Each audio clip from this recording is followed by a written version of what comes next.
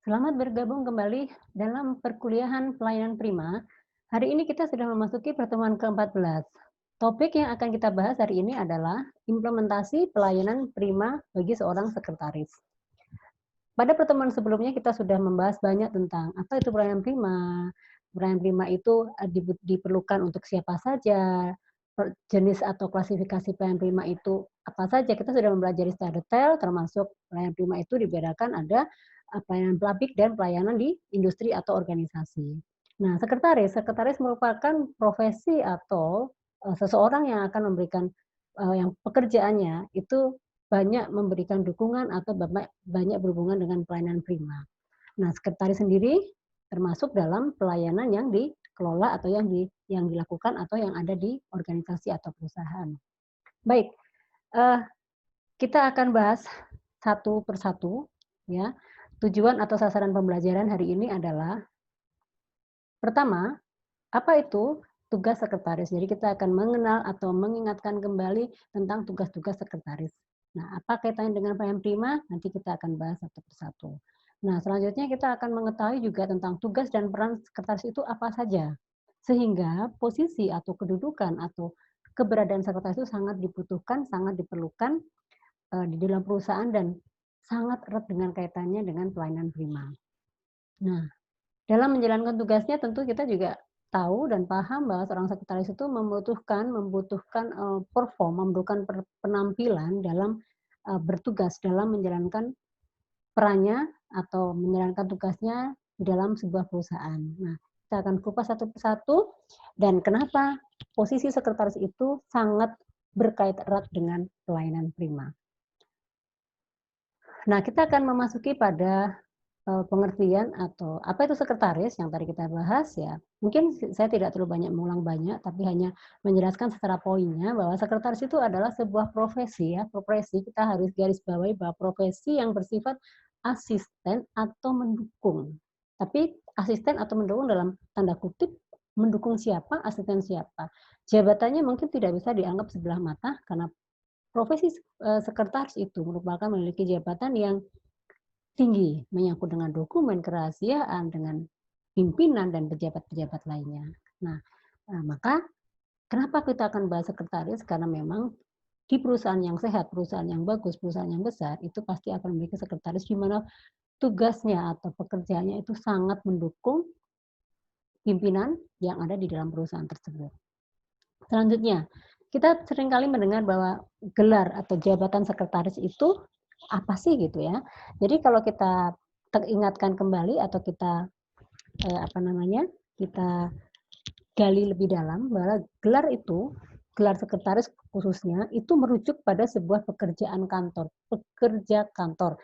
Pada semester sebelumnya kita juga sudah belajar tentang manajemen perkantoran. Di situ banyak sekali peran-peran sekretaris yang dijalankan. Nah, sekali lagi saya ingatkan bahwa sekretaris itu khususnya gelar jabatan sekretaris itu sangat melekat dengan pekerja kantor yang tugasnya melaksanakan pekerjaan rutin, tugas-tugas administratif dan tugas-tugas pribadi dari atasannya, dalam hal ini pimpinan perusahaan. Nah, sekretaris ya sering kita kenal atau sering disebut juga sebagai pekerja atau karyawan yang biasanya melaksanakan tugas seperti mengetik, penggunaan komputer ya, karena hari ini atau beberapa tahun yang akan ke depan kita akan selalu bukan kita akan selalu ya, kita berhubungan dengan pekerjaan yang berkaitan dengan komputer. Nah, maka seorang sekretaris itu harus piawai. Piawai itu harus familiar, harus eee eee, memiliki keterampilan dalam menggunakan komputer. Dan yang lainnya adalah bagaimana seorang sekretaris itu mengatur dokumen-dokumen atau agenda-agenda kegiatan pimpinan. Eh, Perlu kita ketahui, saat ini peran sekretaris itu semakin meluas, semakin menjadi sorotan, semakin menjadi posisi yang dibutuhkan oleh banyak perusahaan, karena memang kebutuhan industri dan bisnis itu memerlukan profesi ini. Jadi tidak perlu khawatir bahwa sekretaris itu memiliki jabatan walaupun bersifat asisten atau mendukung, tapi akan banyak dicari dan sangat dibutuhkan oleh kebutuhan industri. Oke, Kita akan membahas tentang tugas sekretaris, ya. Ada 2 tugas, yaitu tugas utama dan tugas lainnya, ya. Hanya mengingatkan kembali, yang tugas utamanya ya menerima tamu, membuka surat, artinya berurusan dengan surat menyurat, koresponden ya, koresponden baik itu yang bahasa Inggris atau Indonesia, ya menghandle telepon, yang tak lepas lagi adalah tentang arsip, mendokumentasikan semua aktivitas, semua pekerjaan yang dia lakukan. Nah, dia juga harus bisa atau mampu menyusun dan membuat jadwal pimpinan. Seperti kita ketahui di semua banyak perusahaan, khususnya perusahaan yang sudah besar, perusahaan yang sudah established, eh, jadwal pimpinan itu padat. Meeting lah, ketemu klien lah, mengikuti tender lah, mengikuti kegiatan-kegiatan dalam kota, luar kota, bahkan ke luar negeri. Nah, itu seorang pimpinan tidak mampu mengerjakan sendiri, maka harus dibutuhkan seorang yang mampu membantu pekerjaannya. Nah, tugas lainnya adalah ya ada beberapa tugas khusus. Tugas khusus ini berkaitan dengan kepercayaan karena tidak semua tugas ini diberikan ke sembarang orang, tetapi sekretaris memiliki kemampuan atau memiliki kompetensi di mana dia harus menjaga rahasia, tutup telinga, tutup mulut, maka seringkali diberikan tugas khusus oleh pimpinannya karena ini menyangkut kerahasiaan. Tugas istimewa artinya ya tugas yang diberikan langsung oleh pimpinannya, tidak bisa diberikan oleh orang lain. Tugas resepsionis ya artinya dia harus akan banyak berhubungan memberikan informasi kepada khalayak umum, tapi juga kepada karyawan internal ya. Nah, resepsionis itu artinya banyak memberikan wawasan, memberikan pengetahuan sebagai ya semacam customer service itu ya. Terus tugas keuangan, kita tahu keahlian atau kompetensi atau kemampuan lain yang harus dimiliki seorang sekretaris adalah kemampuan petty cash ya. Kita pernah belajar petty cash yaitu jadi di mana dia harus mampu mengelola atau membuat sebuah laporan keuangan dari pimpinannya dan selanjutnya adalah tugas sosial. Tugas sosial ini ya pastinya berkaitan dengan perannya, tugasnya yaitu sebagai humas karena sekretaris itu sebagai humas perusahaan yang tadi kaitannya dengan menyampaikan banyak informasi ke baik internal maupun eksternal. Itu adalah tugas sekretaris. Nah, berikutnya apa sih peran sekretaris pimpinan? Nah, kita tahu sekretaris itu ternyata levelnya banyak ya, ada sekretaris direktur, sekretaris perusahaan, atau yang sering disebut sebagai corporate secretary. Nah, setiap pimpinan manajer juga memiliki sekretaris. Apa itu perannya yang seringkali uh, kita sampaikan atau seringkali kita lihat bahwa sekretaris itu perannya banyak ya. Tadi yang disebut tugasnya ada tugas utama dan tugas tambahan. Nah, perannya pertama, dia harus bisa mampu menjaga keberadaan organisasi. Jadi karena dia juga berurusan dengan tamu, sekretaris harus memiliki kemampuan bagaimana dia menyeleksi tamu. Jadi tidak sembarang tamu diterima. Contoh ya, kalau misalnya tiba-tiba orang datang, ya sekretaris harus mampu meng-keep atau harus mampu apa sih yang dicari atau yang diinginkan oleh tamu tersebut, kita akan tanya, "Mau ketemu dengan siapa?" Nah, apakah sudah janjian? Nah, itu kita harus menjaga. Kalau misalnya orangnya ini sudah janjian dan kita sudah tahu schedule-nya, aman, bisa langsung kita terima. Tetapi kalau itu tamu baru, tamu yang belum kita kenal, biasanya ya kita akan melindungi perusahaan. Kalau saya mau ketemu pimpinannya, "Sudah ketemu, Pak?" "Belum." Ya berarti tidak bisa menerima tamu tersebut. Nah, itu tugasnya sekretaris, harus mampu memfilter, menjaga dan tidak semua informasi itu lepas saja walaupun dia punya tugas menyampaikan informasi atau dalam hal ini sebagai humas, tapi tidak semua informasi itu dengan gampangnya, dengan mudahnya disampaikan ke orang yang belum kita kenal. Nah, ya terus perannya ya memang tadi sudah disebutkan bahwa sekretaris itu merupakan asisten pribadi, tangan kanan pimpinan. Ingat, tangan kanan pimpinan artinya dia banyak memegang rahasia pimpinan dan juga rahasia perusahaan. Maka itu tidak semua orang mendapat kepercayaan sebagai seorang sekretaris. Nah, yang berikutnya peran yang harus dimiliki seorang sekretaris adalah dia harus mampu sebagai seorang yang mampu memegang rahasia atau script keeper. Makanya ada istilah tutup mulut. Tutup mulut itu artinya kita harus menjaga rahasia. Itu yang orang tidak sembarangan menjadi seorang sekretaris atau pimpinan itu tidak sembarangan percaya kepada setiap orang. Nah, peran lainnya adalah dia merupakan sebagai disebut juga sebagai penasehat ya, karena sebagai sekretaris, kaki tangan kanan pimpinan dan seringkali dia harus bisa memberikan masukan kalau dimintain pendapatnya. Nah, dia juga sebagai humas yang tadi kaitannya dengan kegiatan sosial atau resepsionis itu berarti berhubungan dengan humas, hubungan masyarakat. Dan yang berikutnya atau yang terakhir, sekretaris itu harus memiliki peran sebagai pelindung, menjaga suasana kondusif bagi pimpinan. Jadi harus netral, harus kondusif, menjadi fasilitasi, memfasilitasi suasana kerja khususnya bagi seorang pimpinannya. Karena kan kita tahu sendiri pimpinan itu biasanya terlalu banyak pekerjaan, sudah under press, stres gitu ya. Jadi kita harus bisa menjaga kondisi yang kondusif. Berikutnya, nah, seorang sekretaris itu harus diperhatikan beberapa hal. Ingat ya, sekretaris itu tidak harus selamanya cantik ya. Cantik itu udah bonus, tapi bagaimana kita menjadi seorang sekretaris yang baik? Ya tentunya semua orang bisa ya. Sekali lagi semua orang bisa, jangan berpersepsi bahwa sekretaris itu harus orang yang cantik, yang glowing, yang tampan, yang tinggi, semampai dan sebagainya, tidak. Karena semuanya itu bisa dibuat, itu bisa dipoles. Dengan cara apa? Ya, dengan ya pertama inner beauty. Kalau kita memiliki aura dari dalam, kecantikan, ketampanan, itu sudah menutupi semuanya.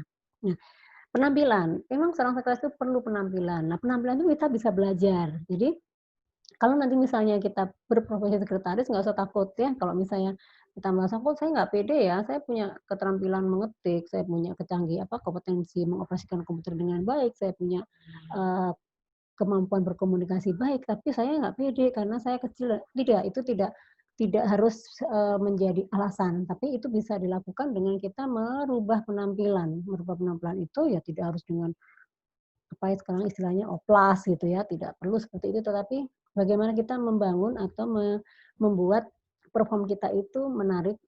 Menarik itu dalam arti ya enak dilihat, bisa memadupadankan pakaian, ya, yang berkerudung ya bisa memadukan hijab dan sebagainya. Artinya memakai pakaian yang sopan, rapi, tertutup dan, apa namanya, tidak sembarangan, itu adalah hal yang harus diperhatikan. Ingat bahwa kita sebagai penunjang dalam memberikan, dukungan dalam pekerjaan ya kita memperhatikan hal tersebut. Sikap, sikap itu penting ya karena terkait dengan perannya tadi, harus mampu menjaga, melindungi, harus mampu berinteraksi. Nah itu kita harus menjaga sikap profesional ya. Terus yang ketiga yang sangat penting juga itu adalah keterampilan tadi ya. Jadi seorang sekretaris harus mampu memiliki keterampilan berkomunikasi, mengoperasikan komputer, memiliki kemampuan dalam hal keuangan, memiliki kemampuan dalam mengetik dan sebagainya. Nah, itu yang tidak semua orang bisa ternyata ya. Jadi, nah, kalau kita ingin jadi seorang sekretaris yang profesional ya, karena ini kaitannya dengan pemberian pekerjaan kita itu sangat berkaitan dengan pelayanan, maka apa yang kita lakukan? Kepribadian, personality yang tadi saya singgung ya, inner beauty itu, eee, sangat penting. Sekali lagi, kalau kita memiliki inner beauty udah otomatis, auranya akan terpancar. Itu yang membuat seseorang itu menjadi cantik, menjadi tampan karena inner beauty. Nah, terus, pengetahuan, ini kita harus mampu bahwa seorang sekretaris harus memiliki general knowledge, kemampuan secara umum tentang pekerjaannya, tentang sekretarisnya, tentang wawasannya. Jadi khususnya seorang sekretaris itu harus mampu menjelaskan, harus mampu memahami apa organisasinya, bagaimana tujuan dan sebagainya itu dia harus paham. Seorang sekretaris yang baik adalah dalam menjalani tugasnya dia harus selalu berlatih. Praktis itu, dia selalu menimba ilmu, mencari sesuatu yang baru, menimba ilmu, mencari pengalaman, itu, mencirikan bahwa dia akan menjadi seorang sekretaris yang profesional. Kenapa ini harus perlu dan ini kenapa penting? Karena dalam hal memberikan pelayanan, seorang sekretaris itu harus memiliki semua paket itu dan tidak bisa di dianggap remeh. Nah, oleh sebab itu, kita harus bisa bagaimana cara merawat atau dari mana membentuk sebuah karakter sekretaris yang baik. Ada namanya grooming. Nah, seperti kita ketahui grooming itu adalah semacam perawatan, semacam treatment bagaimana kita bisa mengubah yang kita miliki menjadi lebih baik, ya. Yang tadi saya sampaikan bahwa seorang sekretaris itu tidak perlu cantik, tidak perlu tinggi, tidak perlu semampai dan sebagainya, tapi dengan grooming itu kita bisa lakukan. Nah, sekarang kan kita sudah pernah lihat apa, seperti beauty class, ya kan, grooming class itu adalah bagaimana merubah penampilan sikap, ya, sehingga membuat orang itu semakin percaya diri. Nah, tetapi yang perlu diketahui ya tidak lepas tetap harus memiliki kemampuan, keterampilan itu penting sekali ya. Nah, grooming itu bermacam-macam, bagaimana seorang sekretariat itu, bisa memiliki penampilan yang serasi, bisa berbusana dengan serasi, terus bagaimana dia menggunakan aksesoris ya, tidak perlu berlebihan, tidak seperti seperti orang jual apa, toko emas berjalan ya, yang pakai grenjeng-grenjeng itu tidak perlu juga. Tidak perlu pakai harus pakai high heel yang waduh yang mena-mena itu seperti apa, nggak perlu. Tapi, ada standar, ada, apa namanya, minimalis yang harus kita lakukan sebagai seorang karyawan, khususnya untuk profesi sekretaris bagaimana kita memiliki keterampilan atau penampilan atau berbusana dan sebagainya itu, ideal seperti yang kita inginkan. Nah, saya kecil, saya kurus, semua itu bisa diperbaiki. Kita bisa melakukan grooming ya, memperbaiki perawatan maaf, saya sampaikan perawatan dalam hal ini bukan perawatan kita harus ke klinik kecantikan, tidak. Bagaimana kita mengenal diri kita, itu melalui grooming. Bisa dilakukan sendiri, tidak usah harus, mengeluarkan biaya banyak, tapi kita harus banyak menimba ilmu, banyak hari ini, apa namanya, sudah terlalu canggih, kita bisa melakukan atau mencari referensi melalui Google, melalui YouTube dan sebagainya. Nah, itu bisa membantu kita merubah penampilan kita berkaitan dengan profesi sebagai seorang sekretaris, sehingga apa yang kita kerjakan, apa yang kita, lakukan itu sesuai dengan standar. Kenapa? Ini sangat penting. Kenapa? Karena kali kita harus berhubungan dengan orang lain. Berhubungan dengan orang lain berarti kita sudah melakukan kegiatan pelayanan. Nah, karena berhubungan dengan orang lain, hal-hal ini ya juga harus diperhatikan karena mereka intinya kita juga harus mampu menghormati orang lain supaya orang lain juga menghormati kita. Itu yang kita tekankan seperti yang beberapa ada pemberi layanan dan penerima layanan dan dua-duanya harus klik. Baik yang memberi atau yang menerima ya satu minimal dari menghormati. Nah, menghormati dengan cara apa? Ya pembawaan diri kita yang harus kita perbaiki. Nah, itu adalah contoh grooming ya. Berikutnya, divisi grooming itu apa? Nah, ini penampilan seseorang dimulai dari cara berpakaian sampai tutur kata dan sopan santun itu adalah grooming. Nah, bentuk citra dari diri, itu tepatnya dari diri seseorang yang tadi saya sampaikan melalui inner beauty dan juga cara berkomunikasi kita dengan orang lain itu seperti apa. Itu jadi kita harus paham ya kalau kita mau dikenal orang atau kita bisa dihargai orang ya kita harus memperhatikan penampilan kita minimal inner beauty. Suatu penampilan akan terlihat menarik manakala penampilan itu pleasing atau membentuk sempurna.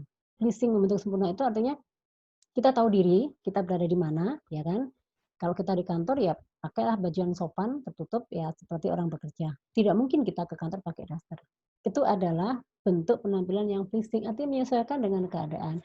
Kalau kita kerja di lapangan, kita pakai jeans, kita pakai sepatu apa namanya, boot atau sepatu, sport itu nggak masalah. Itu juga termasuk pleasing atau bentuk sempurna karena sesuai dengan kondisi.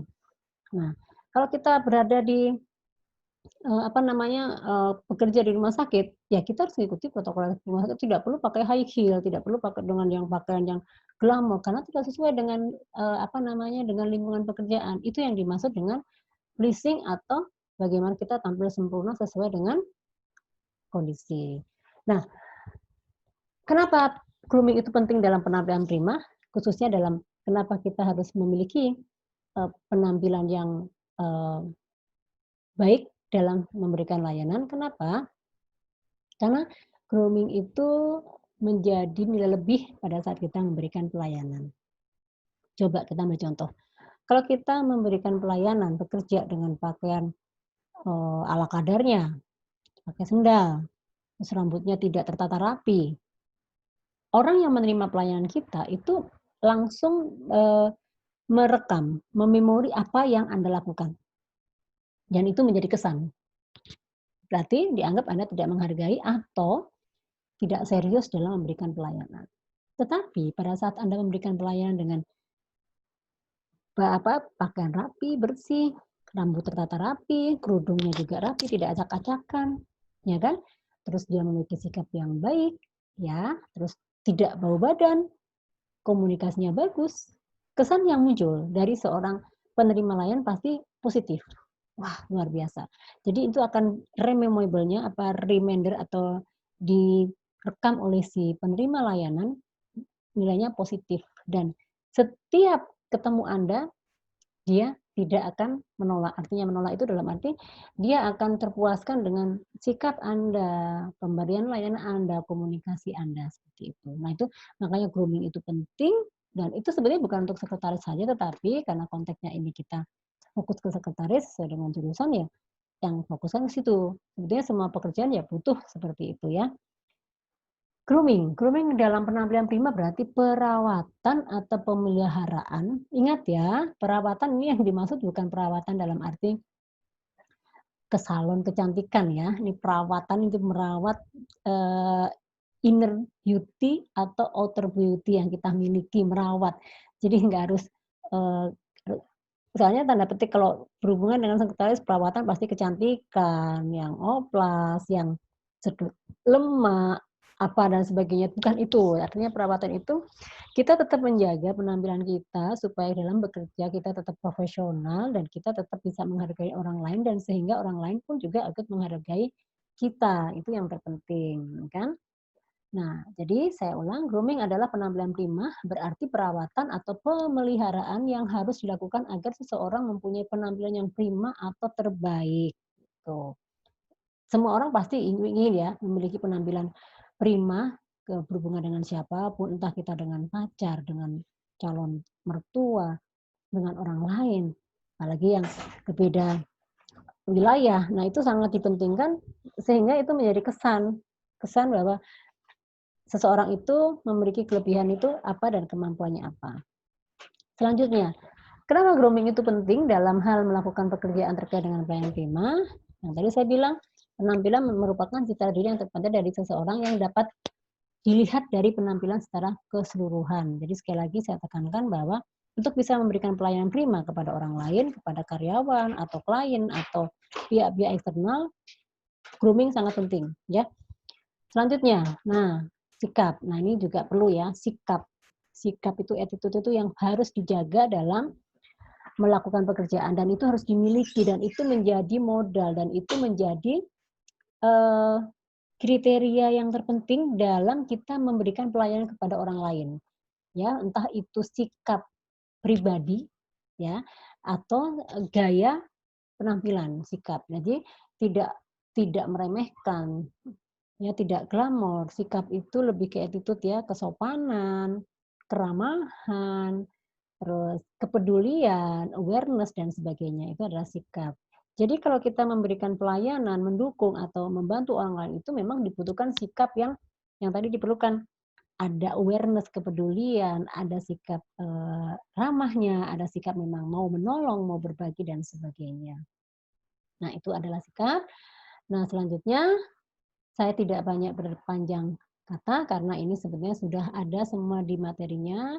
Nah, materi ini akan kita akhiri dengan Anda mencari sebuah artikel tentang pelayanan prima yang dilakukan oleh seorang sekretaris.